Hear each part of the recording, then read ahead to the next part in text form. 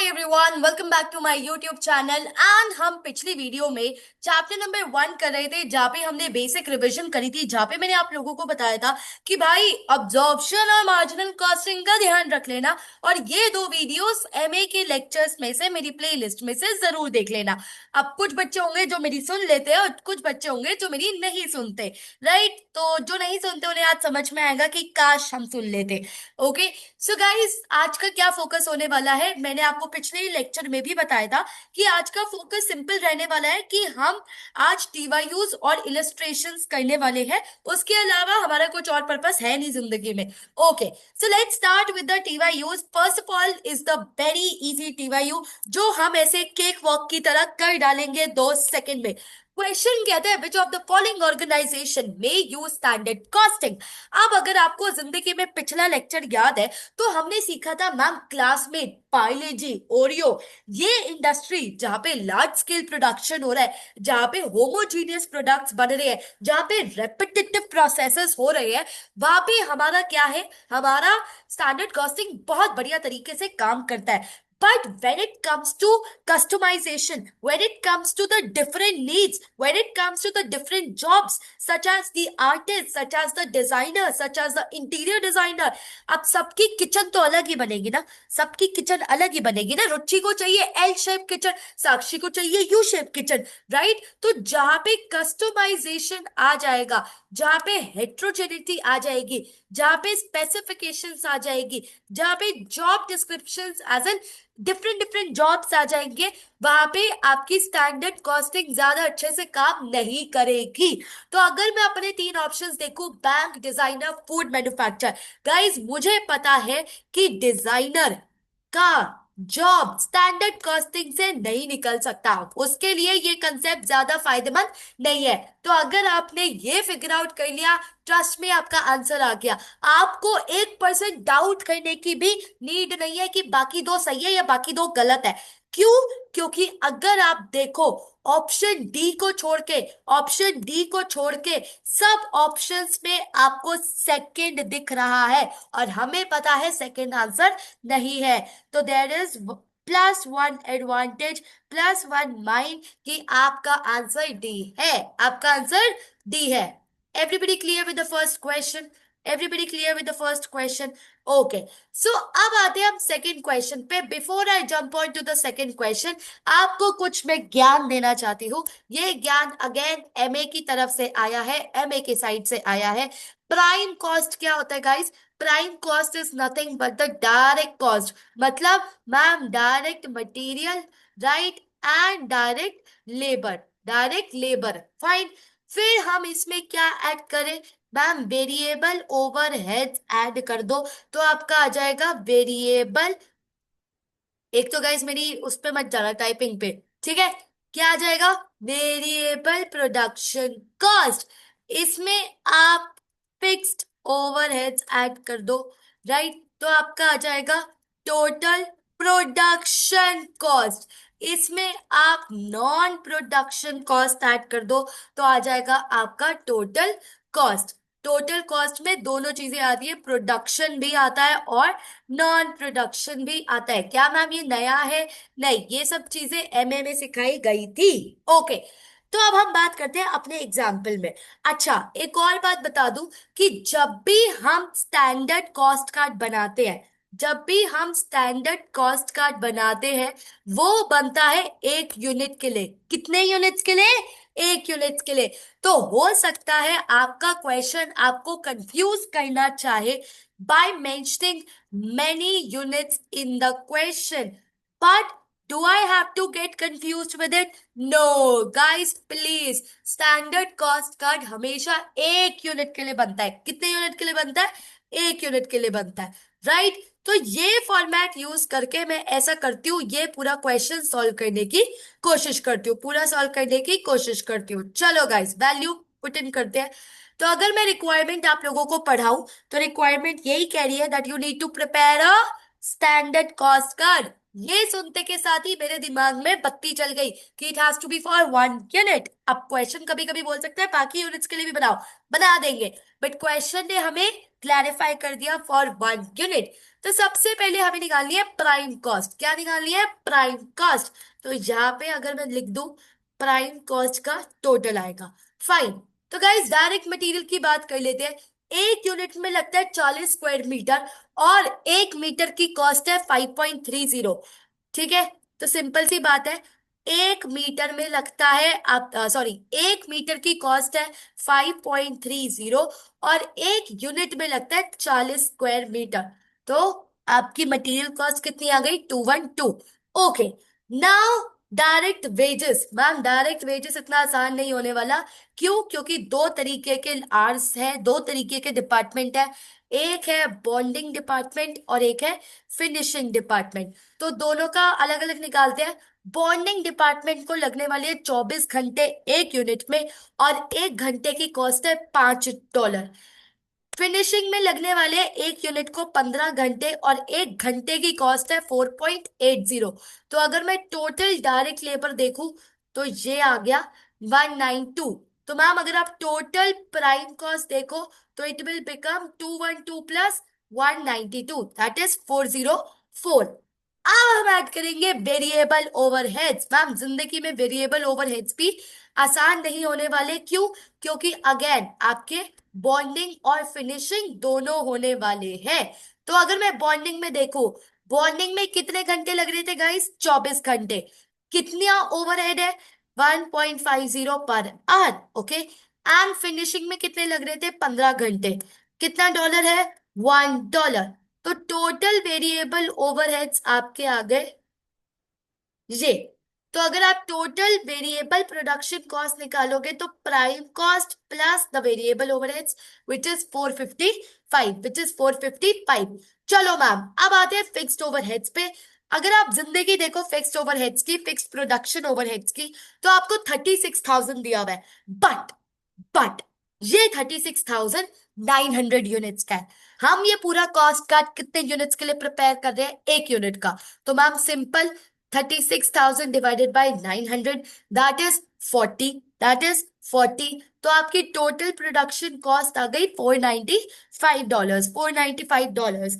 अब ma'am non production का भी सेम स्यापा है जो आपने फिक्स्ड में किया। नॉन प्रोडक्शन 27,900 यूनिट्स का है। कितने यूनिट्स का है? 900 यूनिट्स का है।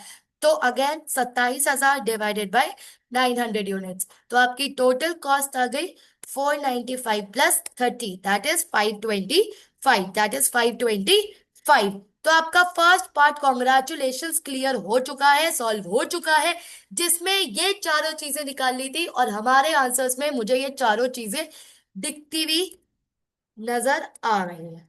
Clear? Okay, now let's try to do the second part. कहता है मैम सेलिंग प्राइस निकालो। क्या निकालो? सेलिंग प्राइस निकालो। एंड प्रॉफिट अपन को कितना मांगता? अपन को प्रॉफिट मांगता 25% ऑन सेलिंग प्राइस। किस पे? On selling price. गाइस ये आपकी क्लास 10th की मैथ्स है, जब क्वेश्चन बोलता था profit on cost, profit on selling price, right? तो मैं बिल्कुल आपको बच्चों की तरह करवाने वाली हूँ। देखो सिंपल सी बात है, सेलिंग प्राइस को अगर मैं एक्स मान लूं, अगर मैं सेलिंग प्राइस को एक्स मान लूं, तो मेरा प्रॉफिट कितना हो जाएगा? 0.25x। Yes, 0.25x। ओके, एक सिंपल सा फॉर्मूला है, cost plus profit is equal to selling price. Ma'am ये तो हमें आता है, इतने गवार नहीं है हम। ठीक है, कॉस्ट हमें पता है कितनी है कॉस्ट गाइस? कॉस्ट है 525। प्रॉफिट कितना है मैम? 0.25x। सेलिंग प्राइस कितना है मैम? एक्स। तो सिंपल इस इक्वेशन में डाल देते हैं। क्या इक्वेशन बनेगी? 525 plus 0.25x is equal to x. Okay, 525 is equal to 0.575x। x is equal to 525 divided by 0.75। तो आपका x जो कि आपका था सेलिंग प्राइस, ये आ चुका है 700। क्या आ गया? 700। और इसी के साथ हमारा TYU2 होता है खत्म। क्या होता है? खत्म। ठीक है, अब आते हैं TYU3 पे। सिंपल सी बात है, बहुत आसान क्वेश्चन है, बट बच्चे इसे ऐसे सॉल्व करते हैं जैसे पता नहीं कितना मुश्किल क्वेश्चन मैंने इन्हें दे दिया हो। बट हम बहुत आसानी से करेंगे। TYU3 कहता है the fastest time in which a batch of 20 spicy meat special sandwiches. मतलब एक बैच में एक बैच में 20 सैंडविचेस बन रहे हैं, ठीक है। अब उन सैंडविच को बनाने में लग रहा है 32 मिनट्स। कितना टाइम लग रहा है? 32 minutes. Okay, but this 32 minutes does not include any hold ups. Okay, अब ये कहता है कि मैम 8% आप नॉन प्रोडक्टिव काम करते हो। मतलब मैम, मतलब नहीं समझ पाया, सुन, समझाओ समझाओ।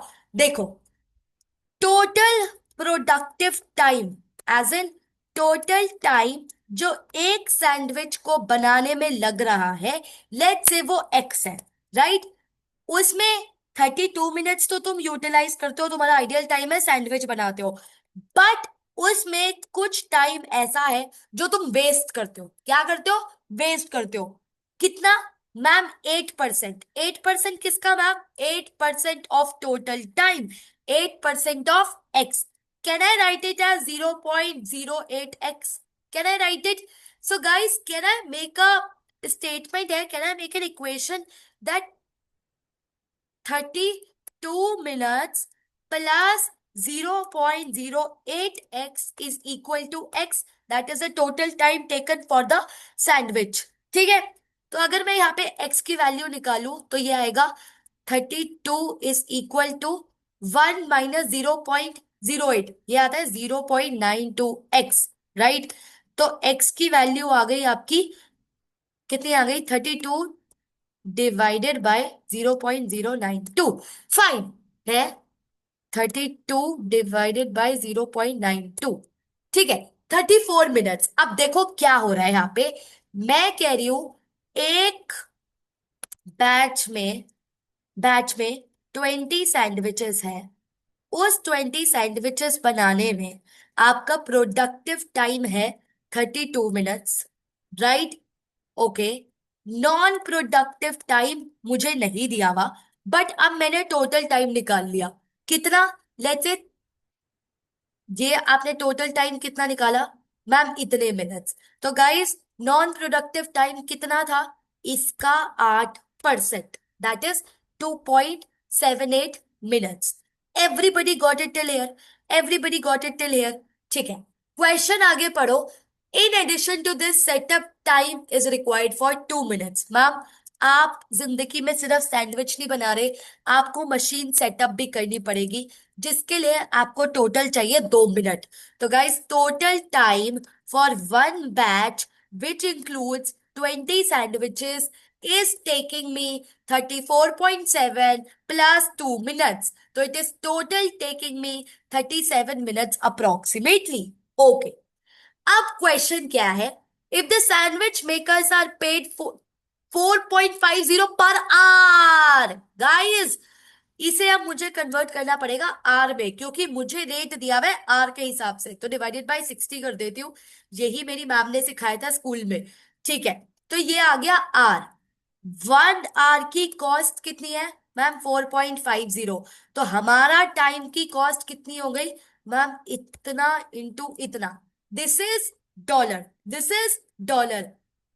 अब क्वेश्चन ने क्या कहा? What is the attainable standard labour cost for one sandwich? Guys, this is the labor cost for one batch having 20 sandwiches, which is $2.75.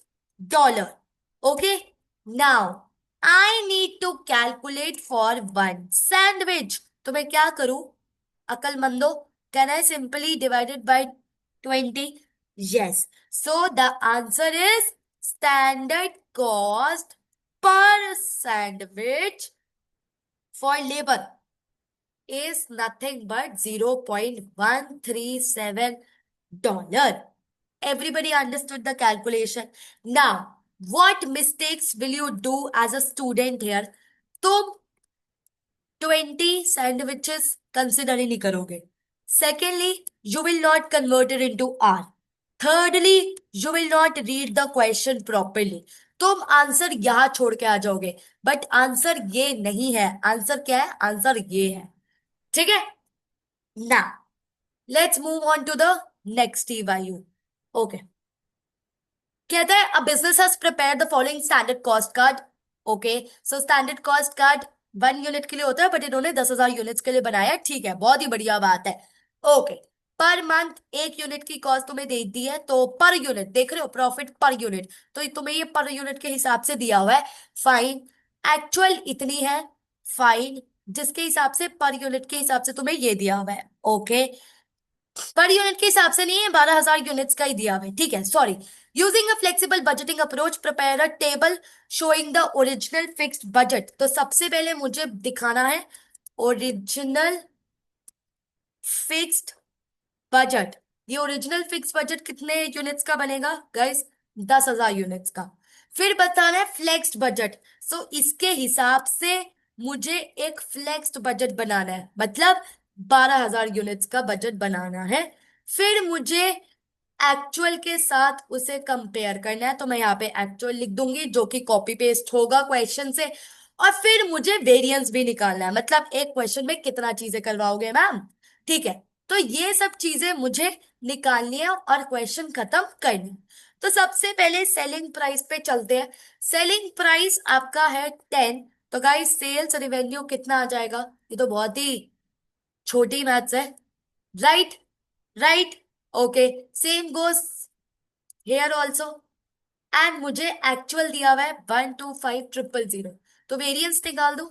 This minus this. अब सेल है दिस माइनस दिस. ये कुछ गड़बड़ हुई है क्या? अच्छा, 125,000, एक जीरो एक्स्ट्रा है. ठीक है. एक्चुअल सेल्स हुई है इतनी, उम्मीद करी थी इतनी, सेल ज्यादा हुई है. अच्छी बात है बुरी बात है? अच्छी बात है. तो that is favourable, that is favourable. Okay. अब आता है वेरिएबल प्रोडक्शन कॉस्ट. कहता है मैम 3 रुपए के हिसाब से. किसके हिसाब से? 3 रुपए के हिसाब से. तो टोटल कॉस्ट कितनी आ गई? This into this. तो सेम कैलकुलेशन इधर भी कर दो. फाइन. नाउ मैम ये हमें क्वेश्चन में दिया हुआ है, दैट इज 40,000, दैट इज 40,000. तो सेम फंडा इधर लगा देती हूँ. फाइन. अब मैम आप सोच के बैठे थे खर्चा इतना होगा, खर्चा हुआ इतना, खर्चा ज्यादा हुआ. अच्छी बात है बुरी बात है? मैम बुरी बात है ना. खर्चा, पैसे जेब से ज्यादा गए हैं, तो that is not a good thing, that is not a good thing. फिर आता है आपका fix production overhead. Per unit के हिसाब से 1 रुपए के हिसाब से ऑब्जॉर्ब हो रहा है, तो मल्टीप्लाई करते हैं. That is 1 into 10,000. सेम आपके फ्लेक्स्ड में जाएगा. एंड एक्चुअल हमें दिया हुआ है 9,000. ओके. सेम फंडा इधर लगाते हैं. हम सोच के बैठे थे, गाइस एक मिनट, सॉरी. आपका fixed does not depend upon the unit, right? It does not depend upon the units, it is fixed. चाहे आप 10,000 बनाओ या चाहे आप 12,000 बनाओ, तो आपका फिक्स्ड ओवरहेड तो फिक्स्ड ही रहेगा. Sorry for that confusion. ये तो आपका फिक्स्ड ही रहेगा, ये तो आपका फिक्स रहेगा, चाहे आप 12,000 बनाओ या 10,000 यूनिट्स बनाओ, तो वहां पे तो आपकी चीजें चेंज नहीं होगी. ठीक है. आप सोच के बैठे थे 10,000 का खर्चा होगा, एंड हुआ सिर्फ 9,000 का. अच्छी बात है बुरी बात है? मैम अच्छी बात है. That is, it is 1,000 favourable, 1,000 favourable. Clear. अब सिंपली प्रॉफिट निकाल देते हैं. प्रॉफिट तो हमें आता है मैम निकालना, इतने गवाह नहीं है हम. 1 लाख में से वेरिएबल माइनस करो, फिक्स्ड माइनस करो. यहाँ पे ये आ रहा है, यहाँ पे ये आ रहा है, यहाँ पे ये आ रहा है, यहाँ पे ये आ रहा है. ठीक है. ये कितना आ गया? 36,000. एक 74,000. अच्छा, लेकिन ये तो आपको 76,000 दिया हुआ है. फाइन. तो okay. Now let's see. Profit आप सोच के बैठे थे इतना होगा, लेकिन हुआ इतना. अच्छी बात है बुरी बात है? अच्छी बात है. क्यों? क्योंकि 2,000 आपने ज्यादा कमाए हैं. आपने 2,000 ज्यादा कमाए अपनी जिंदगी में. Clear? Everybody clear? Was it very easy? Yes, it was very easy. Okay. Now let's come to TYU 5. Now let's come to TYU 5. ओके. TYU 5 कहता है द मटेरियल परचेजिंग मैनेजर। कल मैंने आप लोगों को एक कंसेप्ट समझाया था, which was control and performance measurement. What does it mean? कि मैम अगर लेट्स से रुचि एक प्रोडक्शन मैनेजर है और अगर आपको उसकी परफॉर्मेंस को असेस करना है, तो आप उसकी परफॉर्मेंस ऐसे फैक्टर्स पे असेस नहीं कर सकते जो उसके हाथ में नहीं है। सो performance should be assessed on that performance, on that cost, on that factors which are controllable, which are controllable। तो यहाँ पे ये फंडा काम आने वाला है। ठीक है, क्वेश्चन पढ़ते हैं। The materials purchasing manager is assessed on total material expenditure of organisation. So let's say हम काम करते हैं कैसियो की कंपनी में, हम बनाते हैं कैलकुलेटर्स। ठीक है, रुचि प्रोडक्शन मैनेजर है। अब उसकी परफॉर्मेंस किस पे असेस की जाएगी? कि भाई तूने कितना खर्चा किया है मटेरियल पे, कितना खर्चा किया है मटेरियल पे। अब क्या मैं रुचि की परफॉर्मेंस इस पे असेस करूं या नहीं? देखो, सबसे पहली बात, सबसे पहली बात, ये पार्शली कंट्रोल हो सकती है बाय रुचि। क्यों? क्योंकि मैम अगर वो अच्छे से नेगोशिएट करती है सप्लायर्स के साथ तो उसे डिस्काउंट मिल सकता है, तो वो वेरिएंस, तो वो मटेरियल एक्सपेंडिचर कम कर सकती है। बट फुली नहीं कर सकते, फुली नहीं कर सकती। क्यों? क्योंकि मैम अगर आप उसे फुल कंट्रोल दे दोगे ना, तो वो इस एक्सपेंडिचर को कम करने की कोशिश में चीपर गुड्स ऑर्डर करने लग जाएगी, जिसकी क्वालिटी बहुत ही खराब होगी, जो हमारे ऑर्गेनाइजेशन को बहुत नेगेटिवली इंपैक्ट कर सकती है। राइट? एंड ये पार्शियली प्रोडक्शन मैनेजर पे भी डिपेंड करता है। एंड रुचि यहाँ पे परचेस मैनेजर है, तो यहाँ पे रुचि के हाथ में चीजें पार्शली है, ना कि फुली। तो जब आप उसका अप्रेजल पॉलिसी बना रहे होंगे, तो प्लीज ध्यान रखना कि रुचि के हाथ में ये पार्शली है, फुली नहीं है। Okay. The cost of introducing safety measures regarding the standard and the quality of materials in accordance with the revised government regulation. Yes, that is controllable by her. That is very fair to include in her appraisal. Why? Because she needs to ensure that we are following the laws and regulation. She needs to ensure that we stay within the budgets. Okay. And she needs to ensure that everything gets implemented. So it is under her control fully, and we will keep her responsible for these factors. A notional rental cost, guys, purchase manager को बोल रहे हो rental की बातें, उसके हाथ में ये सब चीजें नहीं होती। ये सब चीजें हेड ऑफिस के हाथ में होती है। Right? So she can not be held responsible for something that she does not have control for. So you should not keep her responsible for the rental cost, for the rental cost. Everybody clear? Okay. And we should not include in her appraisal. TYU 6. Explain whether a production manager should be accountable for the direct labor and direct material cost variance. So guys, अगर आप एक production manager हो, आपके हाथ में दो चीजें थमा दूं मैं, direct labour and direct material. देखो ये ना टीवायू पिछले वाले से बहुत रिलेट करती है। I am waiting for your inputs. Let me know in the comment section. मैंने बहुत मेहनत कर ली। ठीक है, पिछले टीवायू में मैंने पूरा कंसेप्ट समझा दिया, रिवाइज भी करवा दिया। अब मुझे कमेंट्स में बताओ कि तुम्हें क्या लगता है, किसके लिए मैं उसे जिम्मेदार ठहराऊं, क्या इंक्लूड करूं उसके परफॉर्मेंस अप्रेजल में और क्या इंक्लूड ना करूं। ठीक है, I am waiting for your comments now. Guys go and drop in comments. Okay, now let's come to illustration 1। Illustration 1 is very interesting. ये आपका एमए का कंसेप्ट आपको पढ़ाएगी। तो ये है आपका अब्जॉर्प्शन कॉस्टिंग का कंसेप्ट। Very easy concept. क्या कहता है? Calculate the full production cost and profit per unit and comment on the figures that you calculate. Okay, अब अगर आपको पता है, आप ओएआर निकालोगे। राइट?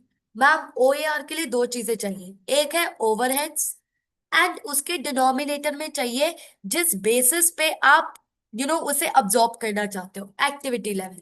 राइट? अब ये एक्टिविटी लेवल आपकी जिंदगी में कुछ भी हो सकता है। इस केस में क्या क्या हो सकता है? नंबर ऑफ यूनिट्स हो सकता है, लेबर आवर हो सकती है, मशीन आवर हो सकता है। राइट, अगर रेंट होता तो फिर हम देखते, मतलब हमें एक एक्टिविटी चाहिए, हमें एक बेस चाहिए जिसके हिसाब से हम ये ओवरहेड्स को अब्सॉर्ब करेंगे। ओ यार, कैलकुलेट करना है मुझे, सिंपल सी बात है। अब मेरे क्वेश्चन में मेरे पास तीन ऑप्शंस हैं। कौन सा बेस्ट ऑप्शन है मेरे लिए? Guys, activity number of units के हिसाब से मुझे थोड़ा अनरिलायबल लग रहा है। क्यों? क्योंकि अगर तुम देखो तो इट इज वेरी वेरिंग, मतलब 5 लाख, 1 लाख 50, 2 लाख 50। तो सबसे ज्यादा स्काई बार को चला जाएगा और सबसे कम सन को जाएगा, सबसे कम सन को जाएगा। राइट, तो यहाँ पे थोड़ी फेयर नहीं लग रहा। अगर मैं लेबर देखो, द बेस्ट वे इज कि मैं आर्स के बेसिस पे करूं। अब आर्स के बेसिस पे लेबर पे करूं, मशीन पे करूं। अगर मैं लेबर के आर्स देखूं तो मुझे बहुत कम दिख रहे हैं, मशीन के देखूं तो ज्यादा दिख रहे हैं।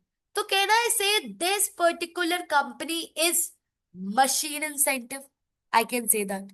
राइट, इंसेंटिव नहीं, sorry, intensive. Right, machine intensive. Okay, so हम क्या करते हैं, हम जो ये प्रोडक्शन ओवरहेड है 80,000 का, वो हम मशीन आवर्स पे ऑब्जॉर्ब करते हैं। अब मैम ये निकाले कैसे टोटल मशीन आवर्स? सिंपल सी बात है ना गाइस, कैसे निकालोगे? स्काई बार का निकलेगा आपका 0.01 इंटू 5 लाख यूनिट्स। एक तो मैं और मेरे जीरो बहुत ही कंफ्यूज है, ठीक है। Plus ma'am 0.04 into 1 lakh 50, plus 0.02 into 2 lakh 50। ठीक है, तो ये आ गया आपके टोटल 16,000 मशीन आवर्स। ओएआर निकाल देते हैं, 80,000 डिवाइडेड बाय 16,000। तो आपका ओएआर आ गया $5। कितना आ गया गाइस? $5। यहां तक क्लियर हुआ? यहां तक क्लियर हुआ? बस आपकी जिंदगी यहां से बहुत ही बढ़िया। ओके, सिंपल निकालते हैं sky bar, moon and sun. Okay, सबसे पहले डायरेक्ट लेबर कॉस्ट सामने सामने दी हुई है, कोई दिमाग नहीं लगाना। 0.07, 0.14, एक मिनट, 0.14 एंड 0.12। ठीक है, फिर आता है आपका, ये है डायरेक्ट लेबर। फिर है आपका डायरेक्ट मटेरियल, ये तो बहुत ही आसान होता है मैम, 0.19, 0.16। अब प्रोडक्शन ओवरहेड्स, प्रोडक्शन ओवरहेड्स कैसे निकलेंगे? Machine hours into 5, machine hours into 5, that is 0.01 into 5, yes, is equal to 0.04 into 5। Okay, 0.02 into 5. Okay, now the total cost will be sum of this. ये आ गया, ये हो गई हमारी पहली रिक्वायरमेंट। हमें क्या निकालना है? फुल कॉस्ट निकाल दी। अब निकालना है प्रॉफिट। तो सेलिंग प्राइस में से कॉस्ट माइनस कर देंगे तो प्रॉफिट आ जाएगा। सेलिंग प्राइस दिया हुआ है, दिया हुआ है 0.50, 0.45, 0.43। ओके, तो मेरा प्रॉफिट कितना आ गया? हाँ, सेलिंग प्राइस में से कॉस्ट माइनस करते हैं मैम, 5। ठीक है, तो माइनस क्या इंडिकेट कर रहा है? That this is a loss making segment. अब कमेंट्स में क्या लिखोगे? कमेंट्स में सिंपल तुम्हें चीजें जो सामने दिख रही है वही लिखना है। क्या? कि मैम स्काई और सन क्या है? आपके प्रॉफिटेबल है। राइट, मून क्या है? आपका लॉस मेकिंग सेगमेंट है। राइट, आपको मून के लिए या तो सेलिंग प्राइस इंक्रीज करना पड़ेगा या फिर कॉस्ट डिक्रीज करनी पड़ेगी in order to make it profitable, in order to make it profitable. Right, so यहाँ पे आप अपने थोड़े से इनपुट्स डालोगे तो वो कमेंट्स हो जाए, वो कमेंट्स हो जाए। Clear, guys? Are we clear with the first illustration? Okay.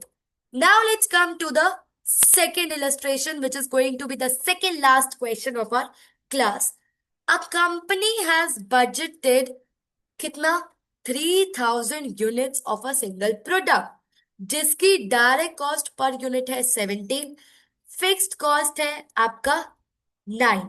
Okay, तो टोटल कॉस्ट कितनी हो गई? 26। कितनी हो गई? 26। ओके, क्वेश्चन कह रहा है कि अगर आपका एक्चुअल प्रोडक्शन 3200 यूनिट्स है, ओके, एंड आपका actual overheads are 5% above the budgeted, then आपको निकालना है कि आप ओवर अब्जॉर्प्शन हो या अंडर अब्जॉर्प्शन। सिंपल सी बात है, बहुत ही इजी क्वेश्चन है। देखो, सबसे पहले बजटेड फिक्स्ड ओवरहेड्स निकालना पड़ेगा, बिकॉज उसके बेसिस पे ही आप 5% ऐड करके एक्चुअल निकाल पाओगे। तो बजटेड क्या है मैम? सिंपल सी बात है, 3000 into 9, that is your budgeted fixed overheads. क्या है? Budgeted fixed overheads. Okay, actual fixed overheads कितने हो गए मैम? इसका 10%, इसका सॉरी 1.05, 5, मतलब 5% ज्यादा। तो this is your actual fixed overheads, actual fixed overheads. Okay, अब सिंपल सी बात है, कितना हम अब्सॉर्ब करके बैठे guys? How much fixed overheads we have absorbed? We have absorb 3200 into 9 actual units into fixed overheads budgeted. Actual कितना है? एक्चुअल है मैम जो अभी आपने निकाला। अब्सॉर्ब इतना करके बैठे हो, एक्चुअल सिर्फ इतना हुआ है, तो मतलब आप ज्यादा अब्सॉर्ब करके बैठे हो। कितना ज्यादा अब्सॉर्ब करके बैठे हो? इतना। Simple, clear, easy, easy, very easy. तो ओवर और अंडर ऑब्जॉर्प्शन कैसे निकलता है? Absorbed overhead minus incurred overheads, right? अगर तुम्हें कोई फॉर्मूला याद भी नहीं रहता, तो सिंपल सा है ना कि तुम लाइकवाइज कंपैरिजन करोगे, राइट? तुम कभी भी ऐसे ऊबड़ खाबड़ कंपैरिजन नहीं कर सकती। Okay, now coming on to the last. Guys देखो, इस टेबल में 4 यूनिट्स की कैलकुलेशन करनी है, बट मैं सिर्फ एक ही करूंगी, बाकी 3 की तुम करोगे, बाकी 3 की तुम करोगे, क्योंकि सेम लॉजिक्स लगने हैं। क्या लगने हैं? सेम लॉजिक्स लगने हैं। तो मैं यहाँ पे एक बार ये लेवल ऑफ एक्टिविटी का बना लेती हूँ। 2500 यूनिट्स का मैं करती हूँ कैलकुलेशन। सिंपल है, सिंपल। कह रहा है मैम सेल्स रेवेन्यू बता दो, variable cost, total contribution, fixed cost, profit हुआ या loss, contribution per unit, profit per unit, ये सारी चीजें हमें निकालनी है। Selling price, simple, selling price into selling price per unit into level of activity, clear? Variable cost per unit into level of activity, into level of activity. Variable cost कितनी है guys? I will simply add all the expenditure, that is 6 plus 2 plus 4, okay, into this, 6 plus 2 plus 4 into 2500 होगा, is equal to 6 plus 2 plus 4 into 2500। Clear? तो मैंने सारे direct खर्चे add कर दिए। Contribution क्या होता है? Selling price less variable. Okay, fixed सामने सामने दिया हुआ है 25,000। प्रॉफिट हुआ या लॉस? मैम ये हुआ लॉस। ठीक है, कंट्रीब्यूशन पर यूनिट क्या आएगा? Contribution divided by number of units. Profit क्या आएगा? That is loss in our case, loss divided by number of units. ये है छोटे बच्चों की क्वेश्चन। ये बिल्कुल भी एक्सपेक्ट मत करना कि तुम्हारे पीएम लेवल पे आएंगे। This is just to revise the basic. ये पीएम लेवल पे कत्ते ही नहीं आएगा, कत्ते कत्ते ही नहीं आएगा। ठीक है, so that's it for this particular video. We have covered all the illustrations and TYU. The only homework and the comment that you need to give below to this, क्या बोले जा रही हूँ गाइस, एक जो आपको क्वेश्चन करना है, जो आपको थोड़ा दिमाग लगाना है और कमेंट में टाइप करना है, वो है क्वेश्चन नंबर 6। एंड मैं कमेंट्स का वेट करूंगी, मुझे देखना है कि कितने लोग एक्चुअल में ये वीडियो देख रहे हैं एंड कुछ लोग सिर्फ सुन रहे हैं। Okay, so that's it for this particular video. We'll start with chapter number 2 tomorrow. Bye bye, take care, see you in the next video.